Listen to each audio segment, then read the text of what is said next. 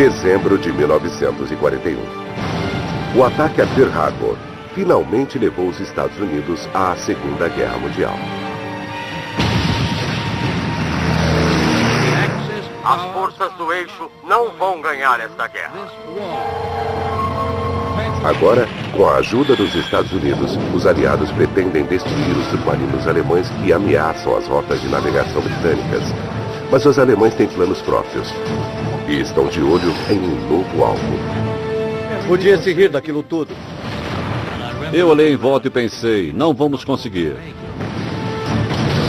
Submarinos alemães estão prestes a levar a guerra diretamente ao litoral desprevenido dos Estados Unidos. Batalha naval.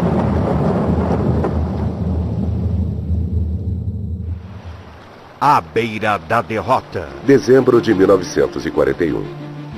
Um U-123, um submarino alemão de longo alcance, parte em uma missão ultra secreta. Ele é comandado por Reinhard Hardingen, um dos mais ousados e bem-sucedidos especialistas em submarinos alemães do Terceiro Reich. Eu parti dia 23 de dezembro. Não queria sair no dia 24, porque não queria que nenhum tripulante aparecesse na manhã da véspera de Natal, vindo de um bordel ou depois de ter bebido.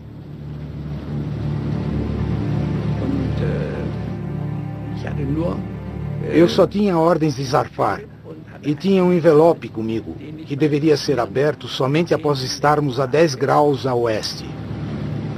Após 4 dias de viagem, Hardingen abre o envelope. Ele descobre que sua missão é parte de um novo e ousado plano alemão que poderá mudar o rumo de toda a guerra.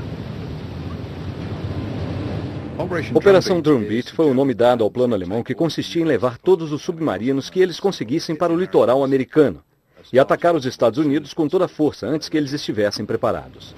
A missão é tão secreta que não há documento-chave confirmando as ordens dadas a Hardingen.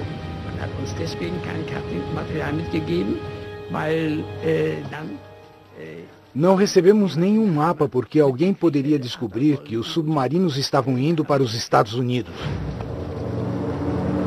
O mentor do plano é Karl Donitz, o organizador da estratégia dos submarinos alemães.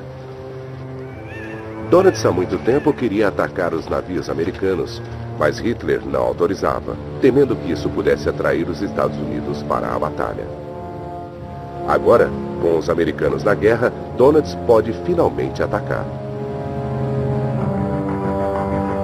A suspensão de todas as restrições relacionadas a embarcações americanas foi ordenada pelo Führer. Devemos tentar capitalizar essa vantagem o mais rápido possível e obter uma vitória espetacular na costa americana.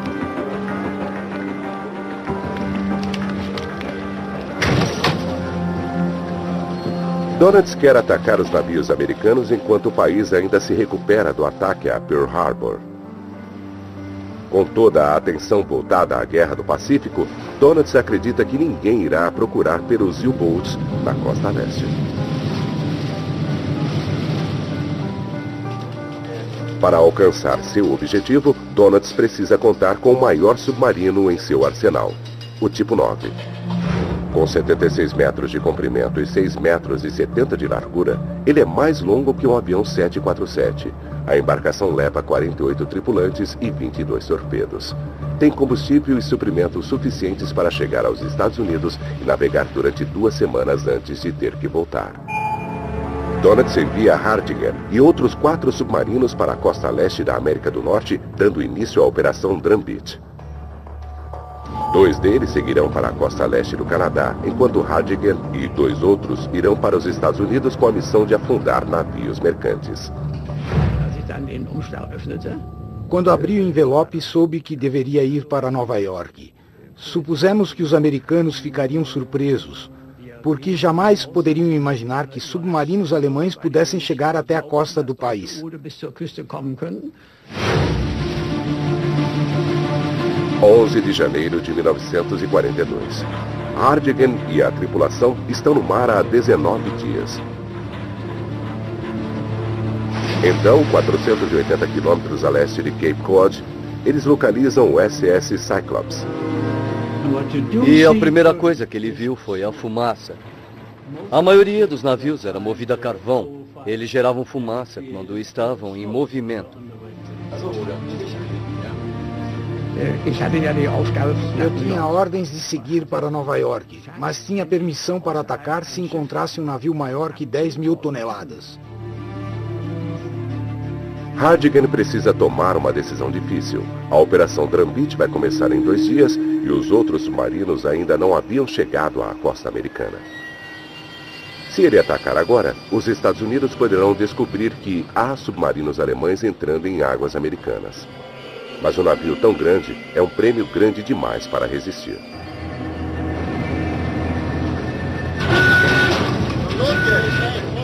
Os homens no U-123 recebem ordens para assumir seus postos de combate.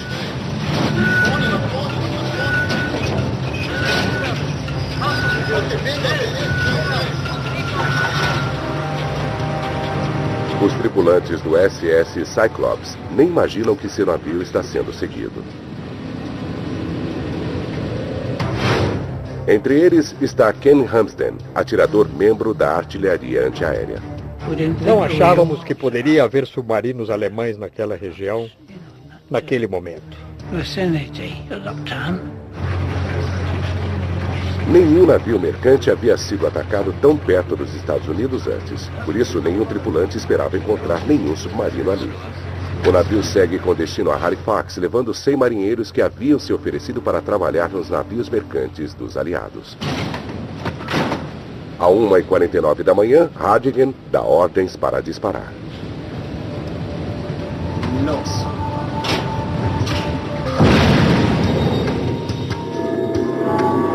Explosivos fortes são colocados no nariz, visando destruição máxima.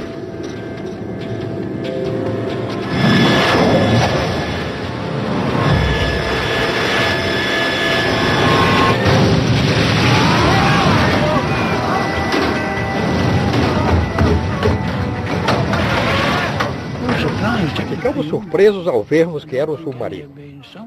Nenhum deles tinha chegado tão longe. Achamos que talvez fosse uma mina.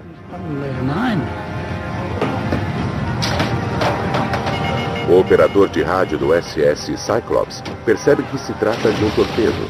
Desesperadamente, ele tenta contatar as autoridades navais.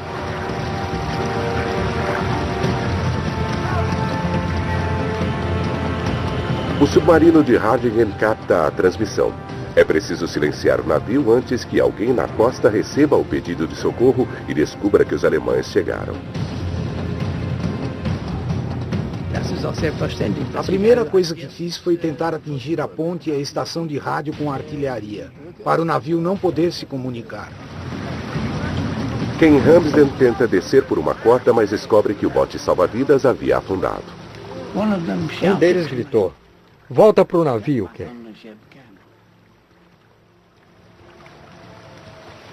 Eu não conseguia subir pela corda. A única saída foi pular na água.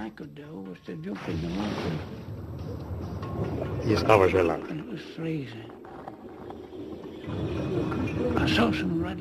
Vi luzes vermelhas à distância e nadei na direção delas.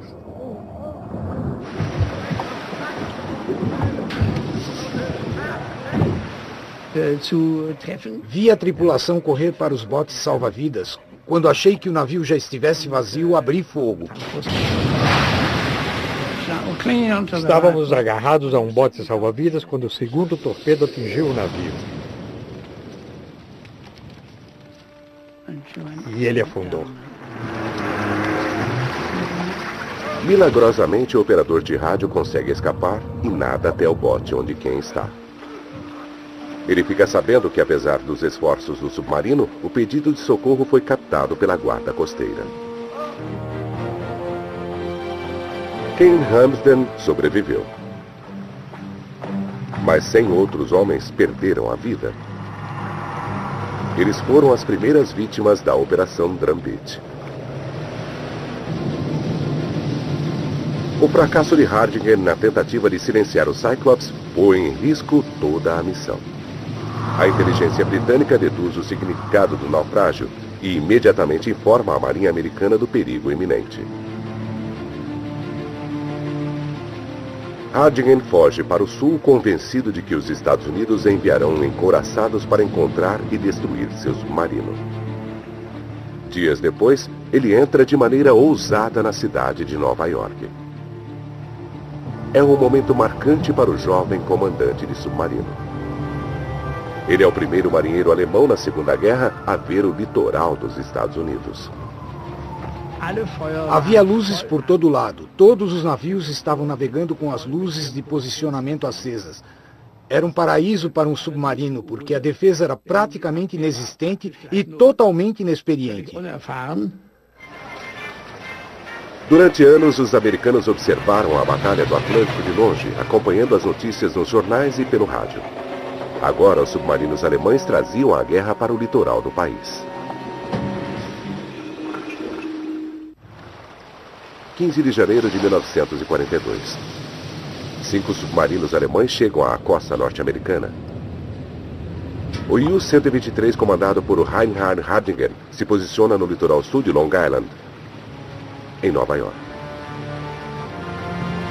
À 1h40 da madrugada, um vigia localiza o Coimbra, um grande navio petroleiro britânico. Petroleiros eram valorizados porque o petróleo, assim como hoje, era uma mercadoria disputada. Sem combustível, não havia como lutar.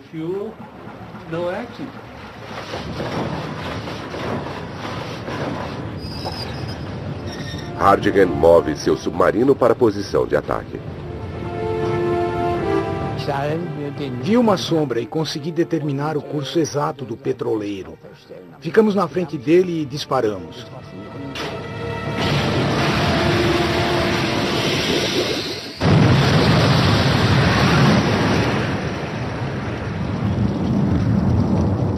Houve uma enorme bola de fogo que subiu a mais de 200 metros de altura. E depois de uma grande explosão, o navio e a água se incendiaram.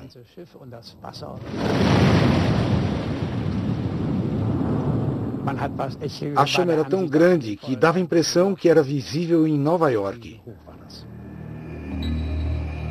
Nas 2 semanas seguintes, os 5 submarinos enviados por Donalds provocam o caos na costa americana.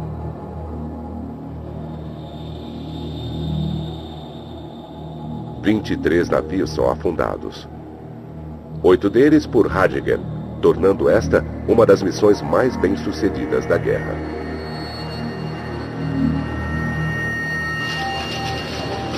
Donalds, empolgado, parabeniza a tripulação do U-123 pelo rádio.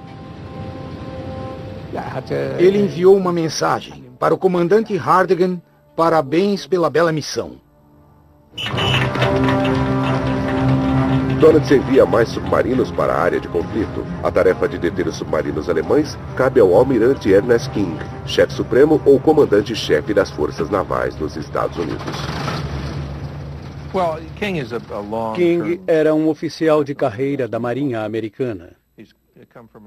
Ele tinha tido uma formação básica e subiu na corporação sendo um oficial exigente, severo e eficiente. Um homem nervoso, difícil de lidar.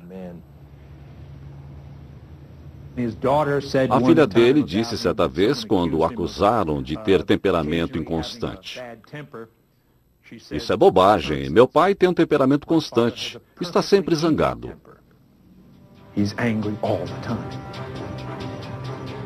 Infelizmente para os aliados, a energia de King está focada em outro lugar. No início de 1942, King estava muito preocupado com a guerra no Pacífico e tornou-se seu objetivo pessoal vencer aquela guerra. Com o aumento das perdas na costa leste, King é pressionado pelos britânicos a formar comboios, grandes grupos de navios viajando juntos protegidos por escoltas armadas. Ele se nega, alegando que não dispõe dos destroyers necessários para a tarefa. Ele não entendia o sistema de comboio. Ele achava que se não houvesse escolta suficiente, não poderia haver comboio. Os britânicos sabiam que qualquer comboio é melhor que nenhum, porque ao menos se reduz a dispersão dos alvos. Em uma situação normal, um navio mercante passaria a cada 10 minutos. No comboio, seria um só num bloco. Navegando sozinhos e desprotegidos, os navios são alvos fáceis para os submarinos. Americanos curiosos vão para as praias do país observar os ataques dos submarinos alemães. Lembro que quando eu era criança, no Brooklyn, Nova York, meu pai me levou para a praia, até a extremidade do porto, e apontou para o que ele dizia serem navios americanos em chamas, distantes no horizonte.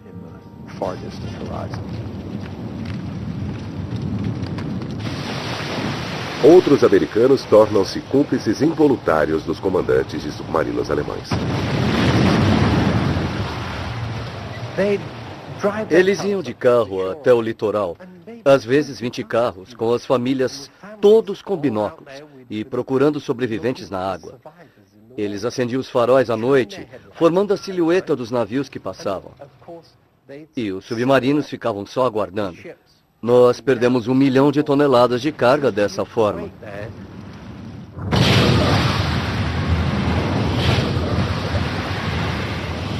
Hardigan fica surpreso com a falta de reação.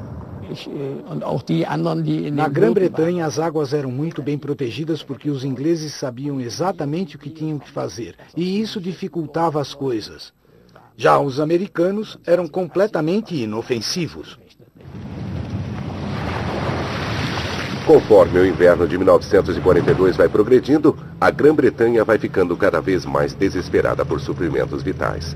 O primeiro-ministro Winston Churchill e seus comandantes não se conformam com a recusa do almirante King em adotar o sistema de comboios. Ele não aceitava nenhum conselho dos ingleses. Ele odiava os ingleses. Não estava interessado na opinião dos ingleses. Não queria aprender com a experiência inglesa. Dwight Eisenhower uma vez disse que a guerra teria acabado antes se tivessem matado Ernie King. Os ingleses achavam que Ernie King não gostava deles, o que pode ter sido verdade, mas na verdade King não gostava de ninguém que não fosse da Marinha Americana. Para os aliados, o impensável parece ter acontecido. A entrada dos Estados Unidos na Batalha do Atlântico foi um desastre completo. Desesperado para acabar com a carnificina, Churchill convence King a mudar de tática. Diante de inúmeros protestos, King finalmente cede e começa a implementar os primeiros comboios experimentais. Os submarinos de Donitz conseguiram afundar 2 milhões de toneladas de cargas em apenas 4 meses. Mas com a tardia adoção dos comboios experimentais, a situação começa a melhorar rapidamente.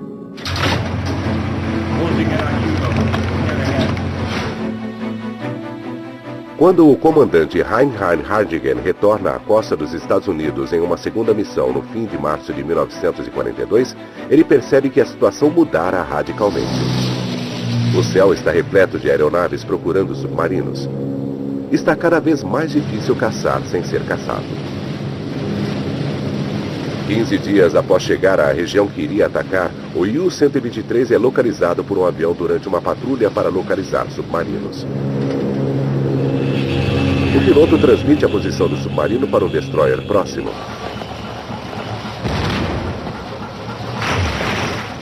Hardigan submerge e é atingido por uma carga de profundidade. Eu tinha um livro policial comigo e fingi que estava lendo. Achei que pensariam, se o velho está lendo, a coisa não pode ser tão ruim. Então, meu oficial de vigia, Hans von Schroeder, bateu no meu ombro e disse, capitão, seu livro está de cabeça para baixo.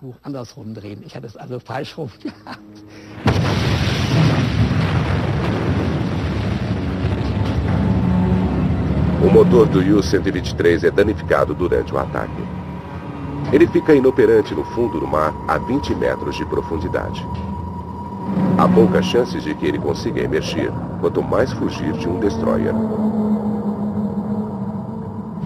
Hardigan conclui que só há uma saída para os tripulantes: nadar para a superfície. Planejamos abandonar o submarino. Eu podia ouvir o destroyer indo e vindo sobre nós. Mesmo assim, não estava lançando cargas de profundidade. Então notei que estavam se afastando um pouco. Hardigan decide tentar salvar o submarino. Durante mais de 1 hora, eles trabalham no mais absoluto silêncio. Finalmente, com alguma potência restaurada, o comandante tenta emergir. Então, usando o motor elétrico, porque não podíamos usar o a diesel, avançamos um pouco. Durante 2 agonizantes minutos, o submarino permanece no leito do oceano. Finalmente, ele começa a subir.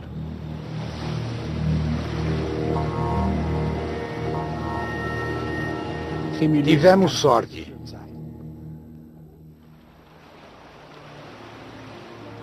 O destroyer vai embora, convencido de ter afundado o submarino. Hardingen volta para casa e se estabelece na França. Ele é saudado como herói nacional.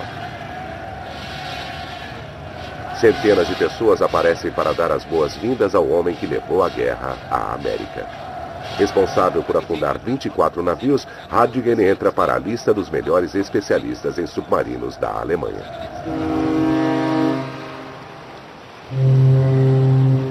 No fim de maio, quase todos os navios que partem da costa leste viajam em comboios protegidos por aviões e encouraçados.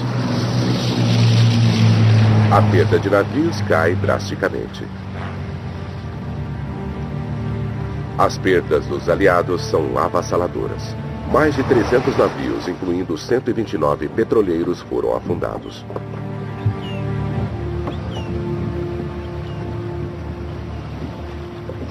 Pearl Harbor foi terrível, mas a carnificina que ocorreu ao longo da costa leste americana é a maior e mais catastrófica derrota naval que consigo imaginar.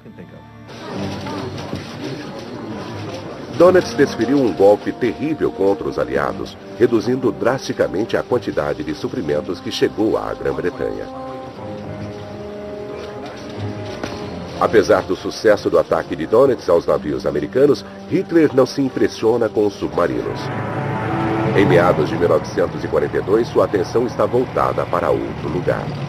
Seu exército trava uma batalha desesperadora contra forças russas no leste da Europa. A campanha cada vez mais penosa consome uma quantidade cada vez maior de recursos alemães. Dönitz era popular com Hitler. Ele era um bom nazista, mas a marinha alemã não era nada popular com Hitler. Ele preferia se desfazer da maior parte dela e redistribuir os recursos. Hitler questiona abertamente se o aço destinado aos submarinos não seria mais bem aproveitado por seus exércitos no combate aos soviéticos. Após seu retorno triunfante da América, o comandante Heinrich Hardingen é chamado para discutir a situação com Hitler. Quando estava no gabinete de Hitler, eu o deixei muito zangado porque disse: "O senhor está de costas para o mar, olhando para a terra. Não sabe que esta é uma guerra no mar e não na terra. A guerra não será ganha na terra. Esta guerra só será decidida no mar."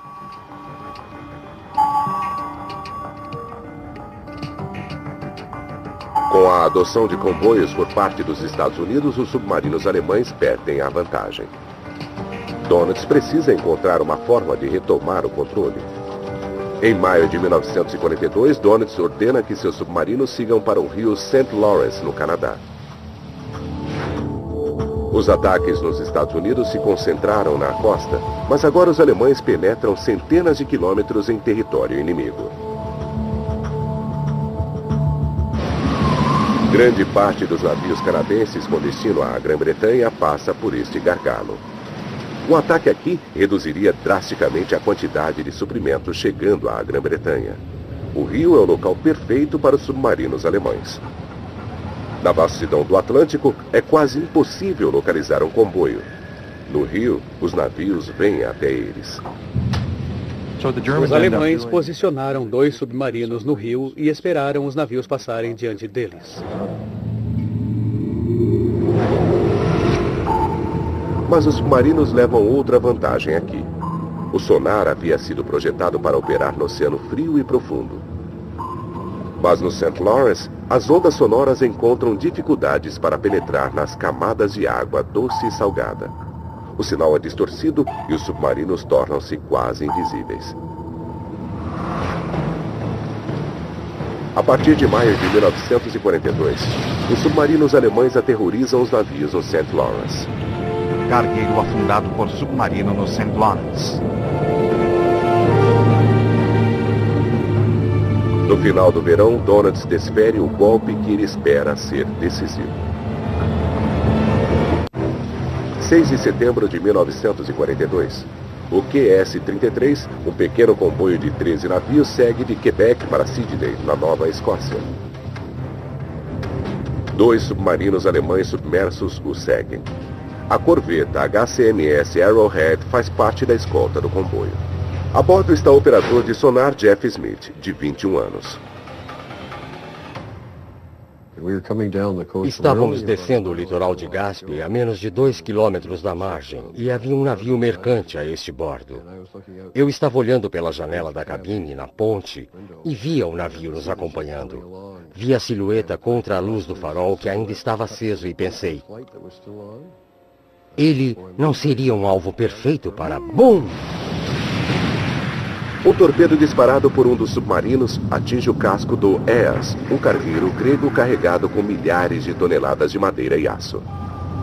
Encarregado de uma das estações de sonar do Arrowhead, Jeff precisa encontrar o submarino antes que ele ataque novamente. Nós checávamos dos dois lados uns 10 ou 15 graus e mandávamos um ping. Mas se atingisse alguma coisa, fazia ping-up, ping-up, ping-up. Jeff sabe que o submarino está lá, mas não consegue obter um contato sólido. Nós conseguíamos um bom ping. Depois não conseguíamos nada durante 10 minutos. Nunca sabíamos o que aconteceria. Às vezes não conseguíamos nada. Oculto pelas águas turbulentas do St. Lawrence, o submarino permanece indetectável. O Arrowhead vai socorrer a tripulação do cargueiro atingido. 5 graus a este bordo, senhor. Nós começamos a tirá-los da água. Alguns estavam queimados. Tínhamos 10 ou 15 homens caídos, com muito sofrimento e dor, braços quase separados dos ombros e tudo mais. Era preciso fazer algo. Fizemos o possível.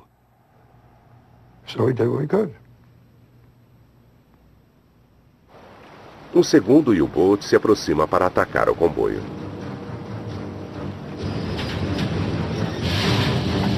É a primeira missão do comandante Paul Hartwig, e ele está ansioso para provar seu valor no comando de um submarino.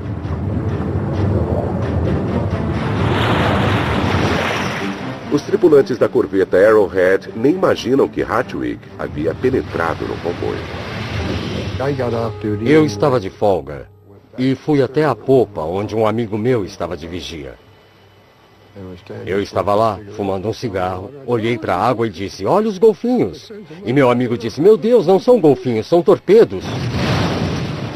Hartwig dispara simultaneamente 3 torpedos contra 3 navios diferentes.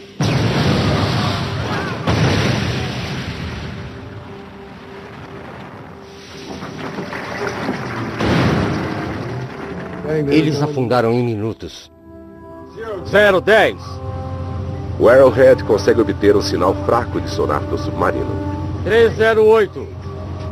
Nós começamos a persegui-lo ping-ping-up, ping-ping-up, e fomos reduzindo, até conseguir a localização exata. 306. O Arrowhead contra-ataca com carga de profundidade.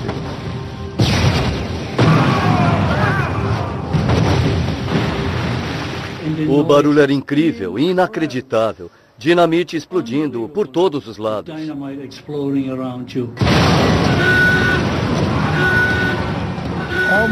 Era como uma marreta gigante batendo num objeto imóvel. E não sabíamos se continuaríamos vivos 2 minutos depois.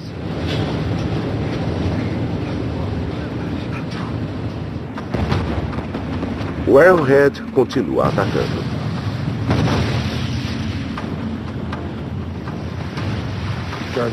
Começamos com 1.500 jardas. Fomos reduzindo até 500 jardas e o sinal foi encurtando e de repente sumiu.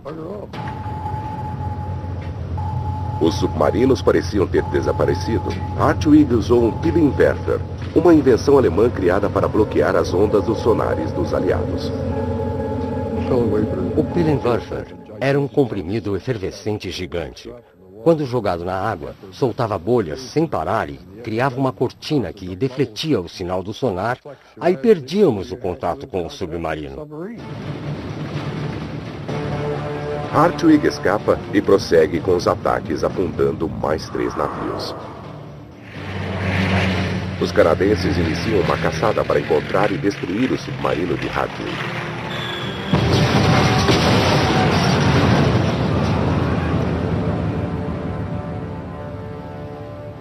Semanas depois, Hartwig deixa as águas canadenses sem ser detectado e retorna à base na França. Seu sucesso é uma prova da incapacidade da Marinha canadense de proteger o próprio país. O governo do Canadá fecha o rio St. Lawrence para navegação internacional. Donitz conseguira desferir outro grande golpe contra os aliados.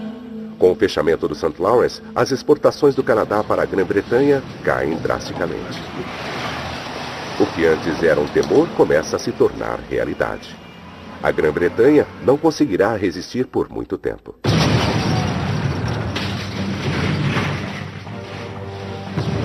Os aliados parecem estar perdendo a Batalha do Atlântico. Ao longo de 1942, as derrotas para os submarinos alemães cresceram de forma alarmante.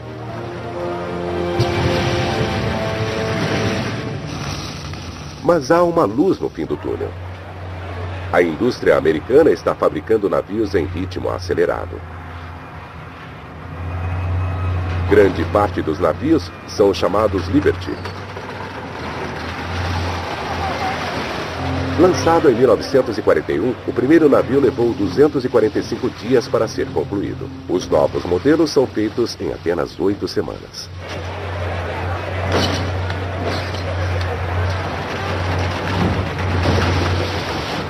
Cada um desses armazéns flutuantes pode levar centenas de tanques ou comida suficiente para alimentar 500 mil pessoas durante uma semana. O plano aliado é simples: inundar o Atlântico com uma quantidade de navios Liberty que os alemães não possam afundar.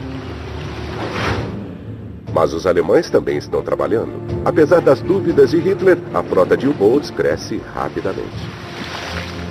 Os alemães continuaram produzindo U-boats e o número cresceu. Mais um pouco seria possível caminhar de Nova York a Bordeaux em cima dos cascos dos submarinos. No fim do ano, o número de submarinos chegou a quase 400. 100 a mais do que Donitz afirma precisar para vencer a guerra. Com as novas embarcações, surgem rumores de novas táticas assustadoras. Em uma reunião secreta, no segundo semestre de 1942, Hitler afirma que os subcomandantes de submarinos devem executar todos os sobreviventes de um ataque. É uma triste lembrança do que está acontecendo em terra.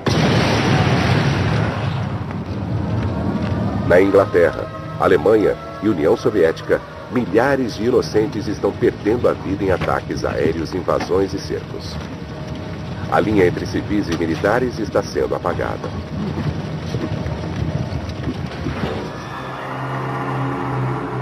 Alimentados pela propaganda aliada, começam a circular boatos de que os alemães estão adotando práticas terríveis no mar. O que se dizia na época era que os alemães eram carniceiros. E que fuzilavam homens em botes salva-vidas.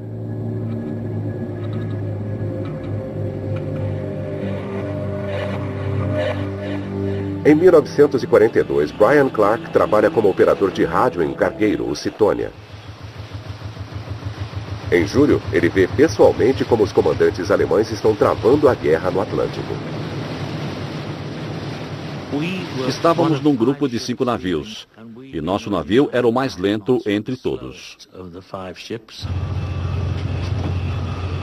Após alguns dias de viagem, eles recebem um pedido de socorro de um navio que navegava próximo deles no comboio. Um torpedo o atingira.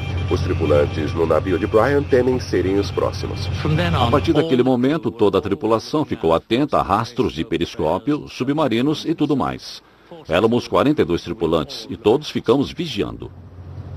10h30 da noite, Brian Clark está dormindo em sua cama. E houve uma tremenda explosão. E vou dizer, não atinge só seus ouvidos, afeta todo o corpo. Você se torna o epicentro do barulho.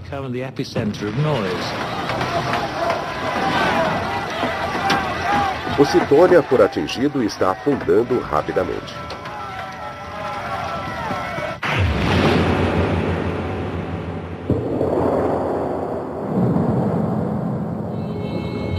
Mal tínhamos saído quando o pobre Cydonia meio que deu o último suspiro e foi ao fundo, com o som de madeira estalando e o vapor ainda saindo.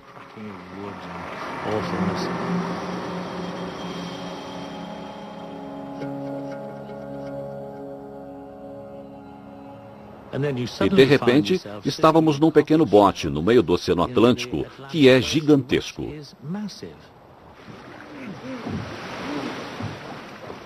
E no meio da escuridão, veio uma voz de um megafone, em ótimo inglês, perguntando qual era o nosso navio. A voz é de Adalbert Chiny, comandante do submarino alemão que estava atacando. Os homens no bote salva-vidas temem por sua vida. Todos estávamos com medo que eles usassem as metralhadoras contra nós.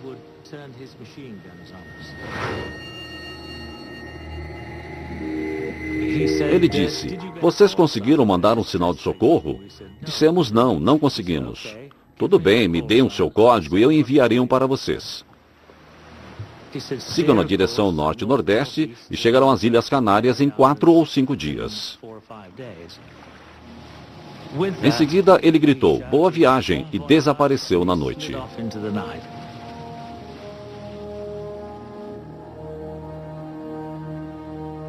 A afirmação de que os alemães matavam os sobreviventes não se confirmou neste caso. Brian Clark tem sorte. Poucas semanas depois, Donitz estabelece novas ordens para seus subordinados que afetarão a vida de todos os marinheiros mercantes. Não tentem de forma alguma resgatar membros de navios afundados. O resgate vai contra os mais primitivos conceitos da guerra de destruição de navios inimigos e suas tripulações. Sejam duros. Lembrem-se de que o inimigo não tem piedade de mulheres e crianças quando bombardeia cidades alemãs. A guerra no Atlântico entra em uma fase mortal e os dois lados estão determinados a vencer a qualquer custo. Durante a maior parte do ano, Donitz usa a tática de guerrilha às margens do Atlântico. Um único submarino emboscando navios mercantes solitários. Mas com a aproximação do inverno, ele decide atacar os comboios que levam suprimentos tão necessários à Grã-Bretanha.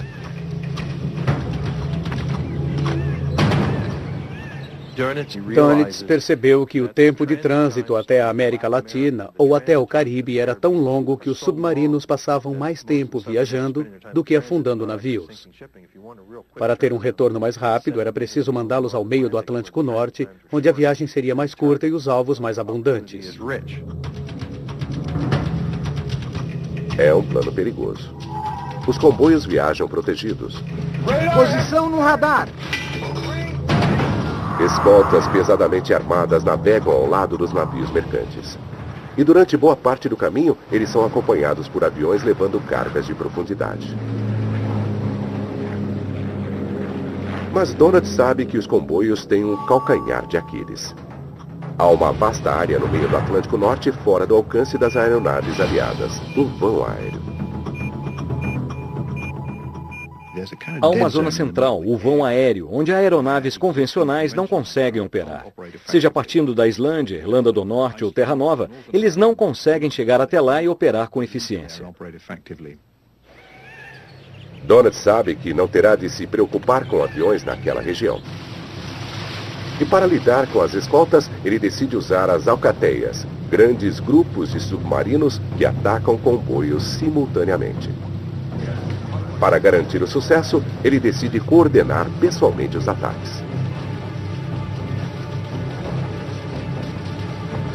O próximo alvo será o SC-107, um comboio de 42 navios que partira de Nova York em 24 de outubro com destino à Inglaterra. A escolta canadense é composta de um destroyer e algumas corvetas. Em 1942, a Marinha Canadense escoltou mais de um terço dos comboios transatlânticos. Para atender a demanda, a Marinha cresceu rapidamente. Homens com pouco treinamento eram enviados ao Atlântico. Cullis Lancaster está a bordo da corveta designada para escoltar o comboio SC-107. Tivemos só 16 semanas de treinamento antes de ir para o mar. E nessas 16 semanas, só houve uma sessão de 8 horas a bordo de um iate adaptado. Foi a única vez que fomos para o mar. Com um dia de viagem, a escolta recebe uma transmissão de rádio preocupante. Uma alcateia segue o SC-107. Dönitz enviara 17 submarinos com instruções de destruir o comboio.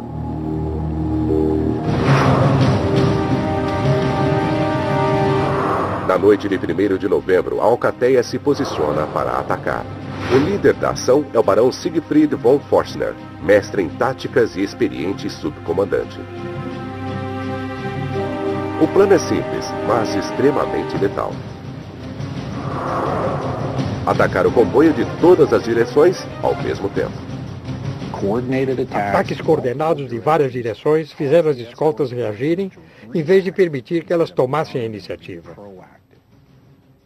Esse é o segredo para vencer as defesas. Toda velocidade à frente. Potência total à frente. Tentamos manter os submarinos submersos, porque eles só viajam a 3 nós debaixo d'água. Virando 24 graus, senhor.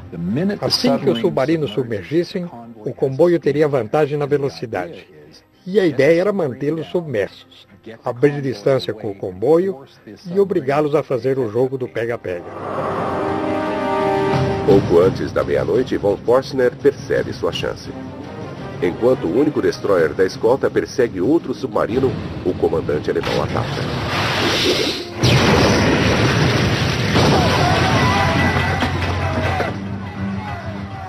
Os canadenses reagem.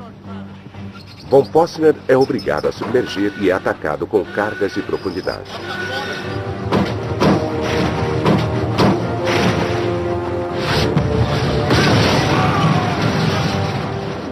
Mas enquanto os canadenses se concentram em destruir von Forstner, outros submarinos avançam para atacar.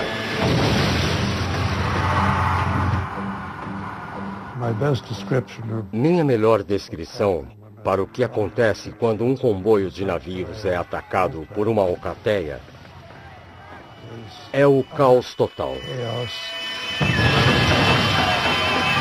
Retornar contato!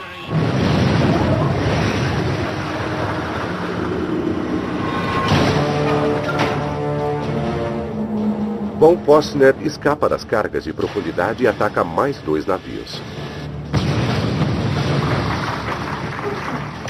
Tínhamos que continuar lutando. Mesmo perdendo 15 das 45 unidades, ainda havia 30 navios que precisavam chegar ao porto de destino.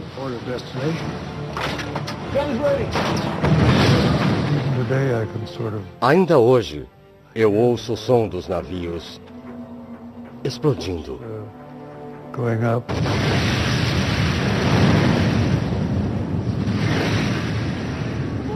Apesar do esforço da escolta, 8 navios foram afundados naquela noite. Nos 2 dias seguintes, o comboio continuou sendo perseguido pelos submarinos enquanto a escolta lutava para deixar o vão aéreo. A estratégia de Dönitz é um sucesso. Em apenas 4 dias, seus submarinos mandam 15 navios para o fundo do Atlântico. Mas o SC-107 ainda tem uma esperança. O comboio finalmente saiu do vão aéreo. A notícia das perdas chega à sala de operações em Liverpool, o centro das atenções das forças navais aliadas. Bombardeiros são enviados da Islândia numa tentativa de salvar o que restou do comboio.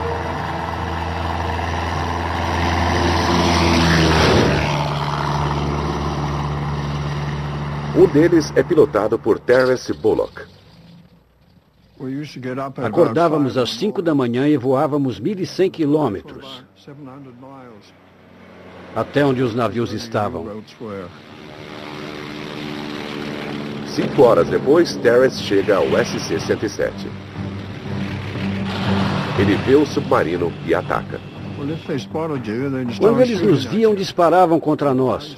Mas eu chegava de surpresa, descia a 15 metros, nivelava e disparava contra o submarino.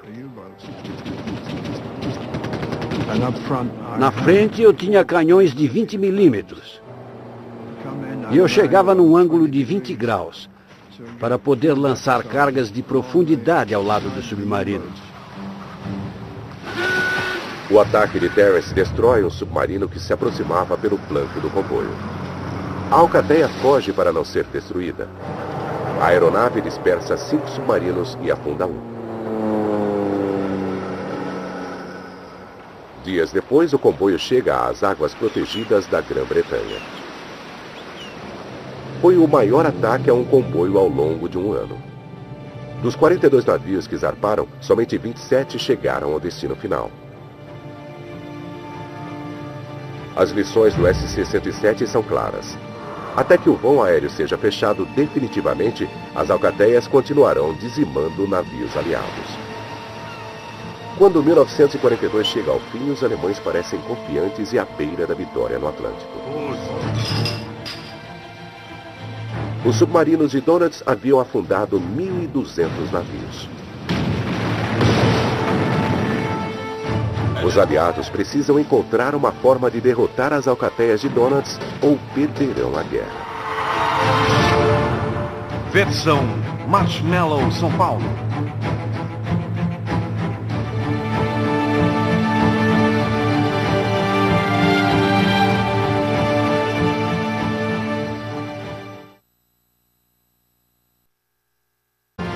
À 1h40 da madrugada, um vigia localiza o Coimbra, um grande navio petroleiro britânico. Petroleiros eram valorizados porque o petróleo, assim como hoje, era uma mercadoria disputada. Sem combustível, não havia como lutar.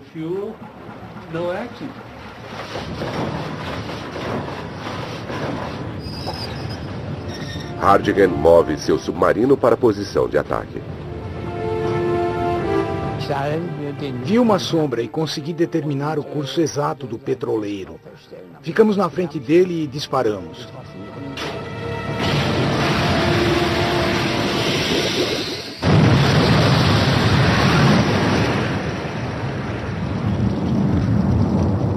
Houve uma enorme bola de fogo que subiu a mais de 200 metros de altura. E depois de uma grande explosão, o navio e a água se incendiaram.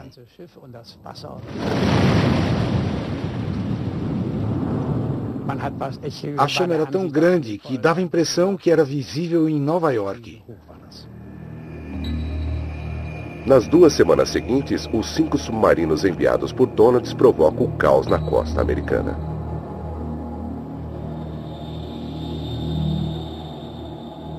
– 23 navios são afundados.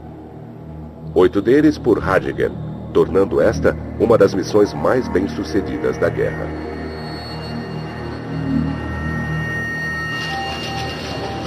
Donitz, empolgado, parabeniza a tripulação do U-123 pelo rádio.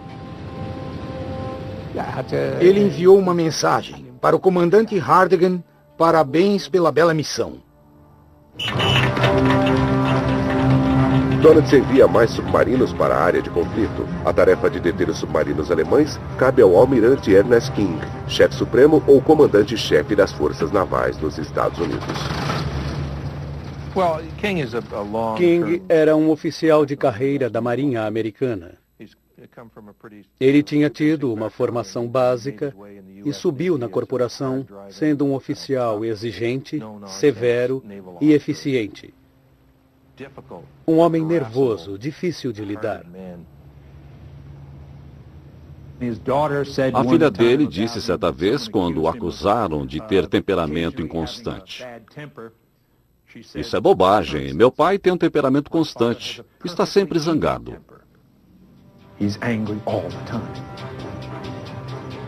Infelizmente para os aliados, a energia de King está focada em outro lugar. No início de 1942, King estava muito preocupado com a guerra no Pacífico e tornou-se seu objetivo pessoal vencer aquela guerra.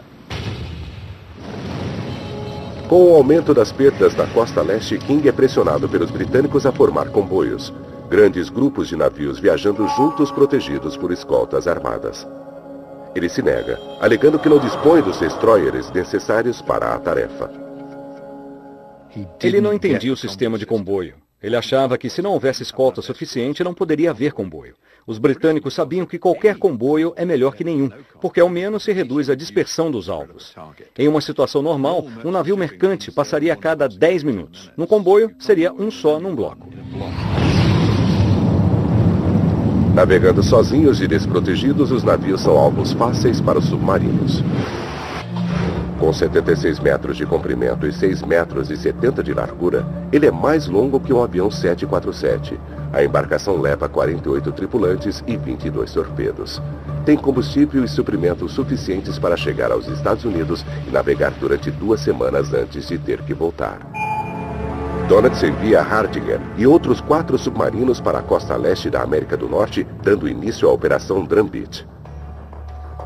2 deles seguirão para a costa leste do Canadá, enquanto Hardinger e 2 outros irão para os Estados Unidos com a missão de afundar navios mercantes. Quando abri o envelope, soube que deveria ir para Nova York. Supusemos que os americanos ficariam surpresos, porque jamais poderiam imaginar que submarinos alemães pudessem chegar até a costa do país.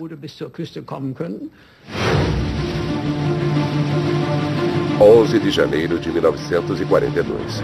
Hardinger e a tripulação estão no mar há 19 dias. Então, 480 quilômetros a leste de Cape Cod, eles localizam o SS Cyclops. E a primeira coisa que ele viu foi a fumaça. A maioria dos navios era movida a carvão. Eles geravam fumaça quando estavam em movimento. Eu tinha ordens de seguir para Nova York, mas tinha permissão para atacar se encontrasse um navio maior que 10.000 toneladas. Hardinger precisa tomar uma decisão difícil. A Operação Drumbeat vai começar em 2 dias e os outros submarinos ainda não haviam chegado à costa americana. Se ele atacar agora, os Estados Unidos poderão descobrir que há submarinos alemães entrando em águas americanas. Mas um navio tão grande é um prêmio grande demais para resistir.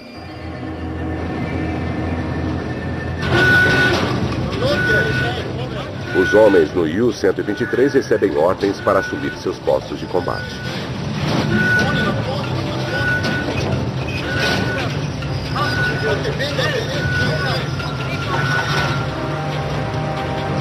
Os tripulantes do SS Cyclops nem imaginam que seu navio está sendo seguido. Entre eles está Ken Hamsten, atirador membro da artilharia antiaérea. Não achávamos que poderia haver submarinos alemães naquela região, naquele momento. Nenhum navio mercante havia sido atacado tão perto dos Estados Unidos antes. Por isso, nenhum tripulante esperava encontrar nenhum submarino ali. O navio segue com destino a Halifax, levando 100 marinheiros que haviam se oferecido para trabalhar nos navios mercantes dos aliados. À 1h49 da manhã, Hardinger dá ordens para disparar.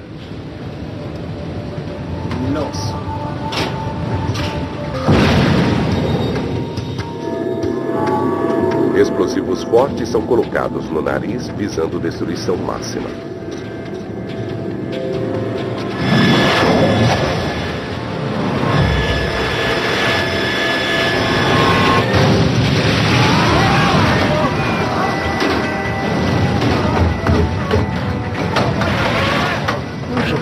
Ficamos surpresos ao vermos que era um submarino. Nenhum deles tinha chegado tão longe. Achamos que talvez fosse uma mina.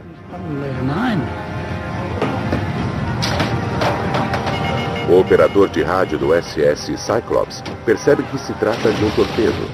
Desesperadamente, ele tenta contatar as autoridades navais.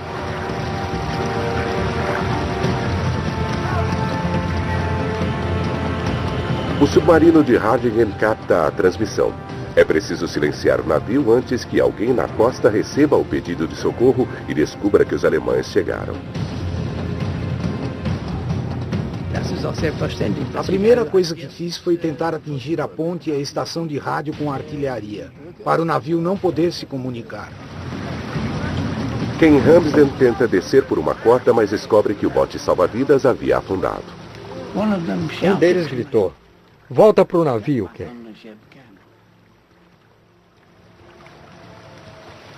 Eu não conseguia subir pela corda. A única saída foi pular na água. E estava gelado.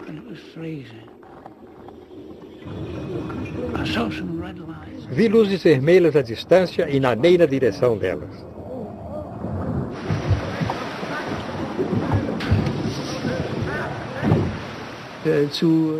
Vi a tripulação correr para os botes salva-vidas. Quando achei que o navio já estivesse vazio, abri fogo. Estávamos agarrados a um bote salva-vidas quando o segundo torpedo atingiu o navio. E ele afundou. Milagrosamente, o operador de rádio consegue escapar e nada até o bote onde Ken está. Ele fica sabendo que, apesar dos esforços do submarino, o pedido de socorro foi captado pela guarda costeira. Ken Ramsden sobreviveu. Mas 100 outros homens perderam a vida. Eles foram as primeiras vítimas da Operação Drumbeat. O fracasso de Hardingen na tentativa de silenciar o Cyclops põe em risco toda a missão. A inteligência britânica deduz o significado do naufrágio e imediatamente informa a Marinha Americana do perigo iminente. Hardingen foge para o sul convencido de que os Estados Unidos enviarão encouraçados para encontrar e destruir seu submarino. Dias depois, ele entra de maneira ousada na cidade de Nova York. É um momento marcante para o jovem comandante de submarino. Ele é o primeiro marinheiro alemão na Segunda Guerra a ver o litoral dos Estados Unidos. Havia luzes por todo lado. Todos os navios estavam navegando com as luzes de posicionamento acesas.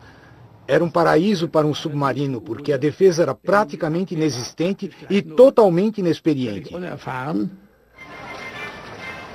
Durante anos, os americanos observaram a Batalha do Atlântico de longe, acompanhando as notícias nos jornais e pelo rádio. Agora, os submarinos alemães traziam a guerra para o litoral do país. 15 de janeiro de 1942. 5 submarinos alemães chegam à costa norte-americana. O U-123, comandado por Reinhard Hardingen, se posiciona no litoral sul de Long Island, em Nova York. Americanos curiosos vão para as praias do país observar os ataques dos submarinos alemães. Lembro que quando eu era criança, no Brooklyn, em Nova York, meu pai me levou para a praia, até a extremidade do porto, e apontou para o que ele dizia serem navios americanos em chamas, distantes do horizonte.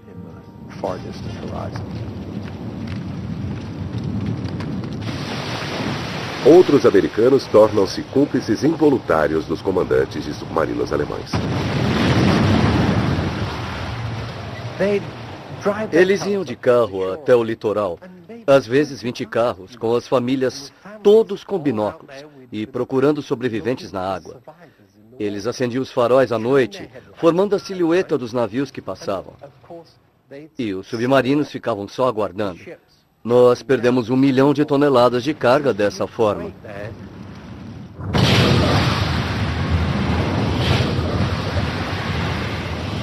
Hardingen fica surpreso com a falta de reação.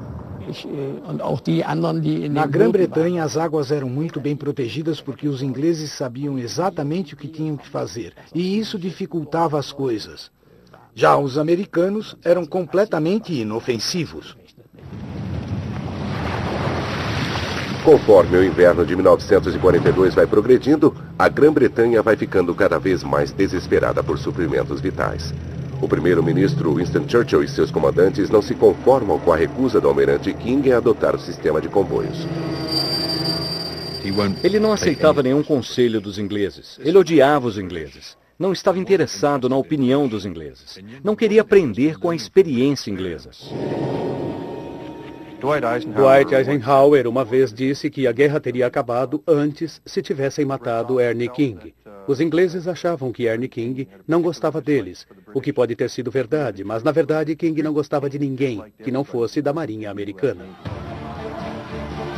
Para os aliados, o impensável parece ter acontecido. A entrada dos Estados Unidos na Batalha do Atlântico foi um desastre completo. Desesperado para acabar com a carnificina, Churchill convence King a mudar de tática. Diante de inúmeros protestos, King finalmente cede e começa a implementar os primeiros comboios experimentais. Os submarinos de Donitz conseguiram afundar 2 milhões de toneladas de cargas em apenas 4 meses. Mas com a tardia adoção dos comboios experimentais, a situação começa a melhorar rapidamente.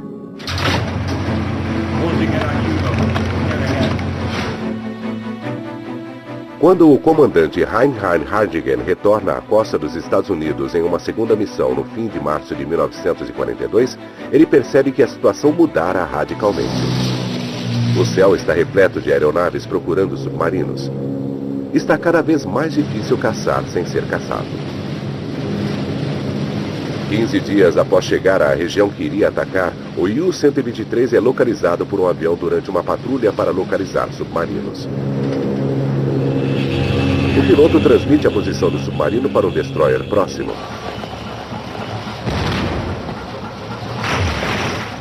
Hardigan submerge e é atingido por uma carga de profundidade. Dezembro de 1941. O ataque a Pearl Harbor finalmente levou os Estados Unidos à Segunda Guerra Mundial. As forças do eixo não vão ganhar esta guerra. Agora, com a ajuda dos Estados Unidos, os aliados pretendem destruir os submarinos alemães que ameaçam as rotas de navegação britânicas. Mas os alemães têm planos próprios e estão de olho em um novo alvo. Podia se rir daquilo tudo. Eu olhei em volta e pensei, não vamos conseguir. Submarinos alemães estão prestes a levar a guerra diretamente ao litoral desprevenido dos Estados Unidos. Batalha Naval.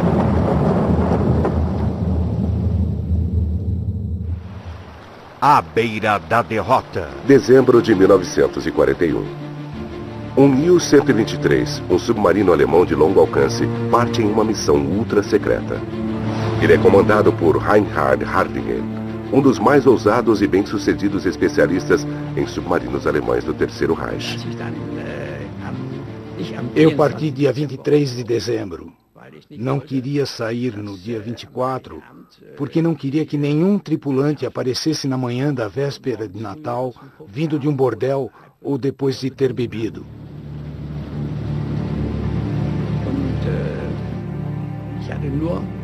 Eu só tinha ordens de zarpar. E tinha um envelope comigo, que deveria ser aberto somente após estarmos a 10 graus a oeste. Após 4 dias de viagem, Hardigan abre o envelope. Ele descobre que sua missão é parte de um novo e ousado plano alemão que poderá mudar o rumo de toda a guerra. Operação Drumbeat foi o nome dado ao plano alemão que consistia em levar todos os submarinos que eles conseguissem para o litoral americano e atacar os Estados Unidos com toda a força antes que eles estivessem preparados. A missão é tão secreta que não há documento-chave confirmando as ordens dadas a Hardigan.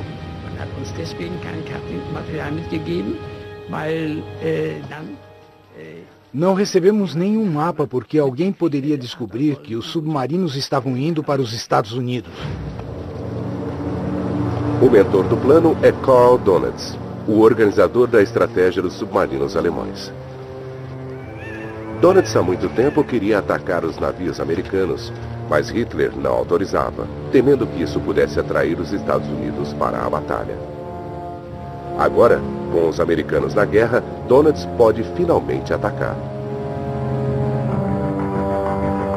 A suspensão de todas as restrições relacionadas a embarcações americanas foi ordenada pelo Führer. Devemos tentar capitalizar essa vantagem o mais rápido possível e obter uma vitória espetacular na costa americana.